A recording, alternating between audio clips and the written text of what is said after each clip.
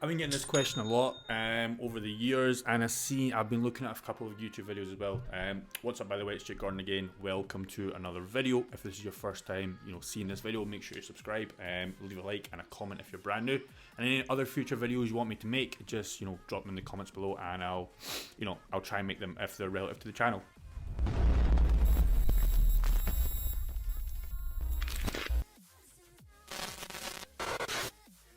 First of all, I just want to give a huge shout out to one of my clients, Justin Ota. I made a video on him a couple of weeks ago about his good product, but it was also a bad product and a blessing. We scaled it to 20k. He bought me this cool little gimbal. That's well, you sent me. I think you already had it. Super nice piece of kit to hold the camera. Because usually what I do is I make it by books, and it stands up there. So super grateful to you, buddy. Thank you very much for that. And it should make filming videos a lot more enjoyable instead of trying to balance a camera. And it looks a good bit of kit. I'm not going to try and touch it. But yeah, let's dive into this video. Shopify dropshipping. Why is it better than Amazon, or why is Amazon FBA better than Shopify dropshipping? Obviously, I'm going to be trying unbiased as possible, because obviously I do Shopify dropshipping. I've never done Amazon FBA, but I know why it kind of sucks in my opinion, and just overall in general, speaking to a few people as well that have actually done it, why they transitioned Shopify dropshipping, whether staying with Amazon FBA, and not just typical like people that have just done a couple $1,000, like people that have done multiple six figures on Amazon and realized that Shopify dropshipping is a much better business model in 2020, and it always has been in my opinion. But let's just give you some transparency if you're brand new to the channel. I just want to show you that I actually know and I do Shopify dropshipping full time. This is just a simple basic store that I started 2 months ago. Already at 44k in GBP in sales. Many other stores as well, but this is just one that I started fairly recently, so I know what I'm doing. I'm actively doing this full time.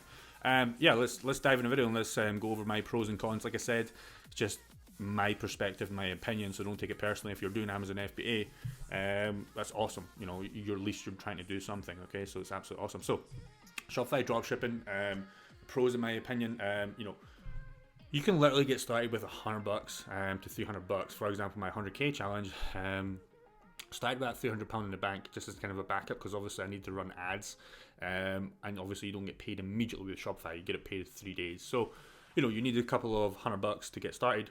It's only if you know what you're doing though. So I've seen many people as well waste a bunch of money on ads and never actually get profitable. So that's only if you know what you're doing. You don't need inventory, so you don't need to buy any upfront products at the start for dropshipping. You can eventually, and I always recommend to actually buy winning products, off Alibaba and stuff like that, because you can get much cheaper, and obviously you control the stock. But at the start, and especially that store I just showed you, I'm still dropshipping. Never had to put any upfront money out of my own pocket. I'm just using the customer's money to pay for the goods and the ads and keeping the difference. So that's a big reason for most people, because you don't need a lot to come into this game. We'll talk about how much you need for Amazon typically as well. So as well, you can run proper ads and control our profits. We can design our landing pages, we can show, like, we can do Facebook remarketing, we can choose apps, we upsell, we can have SMS bump. Can't really do that on Amazon, as far as I'm aware. You can run ads on Amazon, but they're not the best, and there's just no profit really, what I've seen on Amazon. So as well, you can build brands. It's more long term if you do it right as well. You don't need to build long term brands as well. For me, I don't really do that. I'm just doing like pump and dump stores at the moment, short term cash flow. I've got a few stores that I've ran for a while that are still running, but it just depends what your long term goal is. So it's much easier to build brands, like choose landing pages, control the customers, and also as well, you get the customers' emails. You can really market the crap out of them and control everything off the traffic. And also it's easy to scale with ads. If you're doing Google ads, especially Facebook ads as well, it's very easy to scale, turn on the machine, and the store I just showed you there, 44k, going to take that to 100k a month pretty easily, like I said, if I want to keep that challenge going. Very easy to scale. Unlike Amazon, it's kind of like up and down of what I've heard, and also the margins isn't as great. So the cons, customer service. This is, in my opinion, this isn't really a con, but people will say it's a con, so I want to be as reflective as possible. So the cons is you don't you need to control our VAs, right? So it's up to us to control the VAs. For emails, right, we have to handle the customer service. So once you get to my kind of level, you're going to have VAs. But in my opinion, I like that, because I like paying hard-working people. With Amazon, they do all that for you, which is great. But I like to control who's answering my emails, who's fulfilling the orders. So in my opinion, it is a pro, but I understand for most people, they will say it's a con. So I wanted to put it as a con. For my opinion, there's no other cons for Shopify dropshipping, to be honest. There's obviously some other stuff we could talk about, but I just wanted to cover the basic kind of, basic stuff. So let's go over Amazon FBA. Now, like I said, I'm not 100%, on Amazon. I know how it works. I've spoken to, a few people before doing this video that do decent numbers. So, there is a little bit of probably stuff that I've missed that I would, if any Amazon FBA do there in the comments, please leave them below if I've missed any pros. So the basic pros I could think of is, it's a large audience that trust in Amazon. So, for example, my mum and my dad, they're probably going to go Amazon right off the bat because they trust it, they like it, and that's a great thing, obviously. So you're not really having to run ads that effectively, and you can get your products up there. Obviously, as what I just said as well, the customer service, I get done all for you. Like I said, for most people, that's going to be a win-win. For me, not really, but it's 100% good if you don't like dealing with that customer service. The cons, this is where Amazon just doesn't make sense for most people, and especially for me. You have to buy upfront products from the start and ship to their warehouse. They do not allow dropshipping. People do dropship off Amazon, but if they get found out, they're pretty much done because they do not allow dropshipping. Okay, so the whole idea of Amazon is fast delivery and all that kind of stuff. If they catch you dropshipping, your account's probably going to be shut down. And it's not ideal for beginners. So most people probably watching channels like this, probably don't have that much money.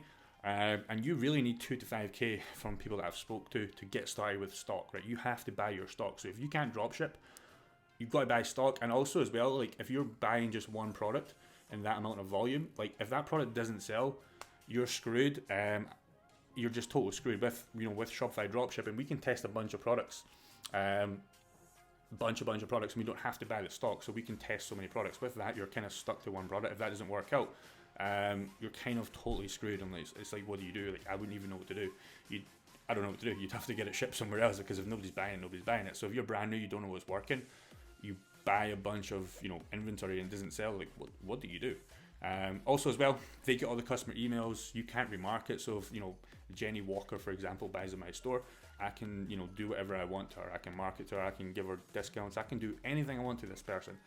They get all the emails, they control the emails, they do what they want with the emails. So that kind of sucks for kind of post purchases and just all the kind of stuff that makes owning your own business not really your own. If they're getting everything, it doesn't really feel like your own. You're kind of working for Amazon, in my opinion.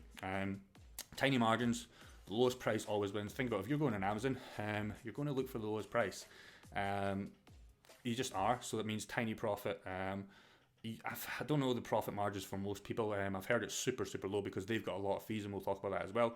Like I said, they have the control. It's their platform. They can kick you out whenever they want. If you miss anything, have bad reviews in your stuff, they're just going to kick you out. With my Shopify dropshipping stores, if I get a couple bad reviews, I'll try and fix the reviews, but it doesn't mean my store's going anywhere anytime soon.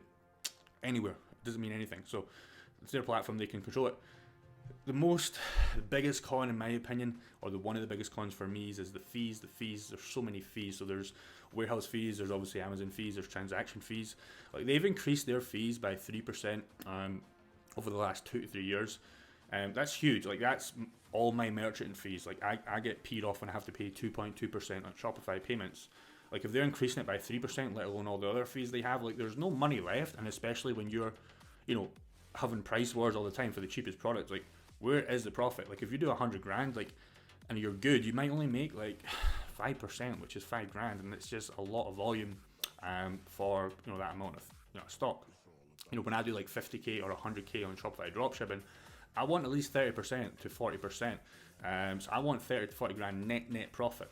Not always possible, but that's what I'm aiming for. And you definitely can't do that if you're doing 100k. On Amazon, there's just the fees and the lowest prices as well. So, that's just my best kind of non-biased opinion on Shopify dropshipping versus Amazon FBA. But like I said, if there's any Amazon FBA gurus out there, please leave a comment. Let me know some other pros. Let me know some other cons. Just to kind of get some perspectives, because I think it's a good idea to let all the new people coming into this, have their get as much information, decide what they want to go into. Like I said, I always recommend Shopify dropshipping. It's a clear win for me, as this is just my list, but it's a clear win. There's no BS. You control the business, and in my opinion, Amazon FBA, you're still kind of working for Amazon, right? So I don't like that, and obviously the other stuff that we've talked about. So That's it for this video, dudes, and I'll see you in the next one.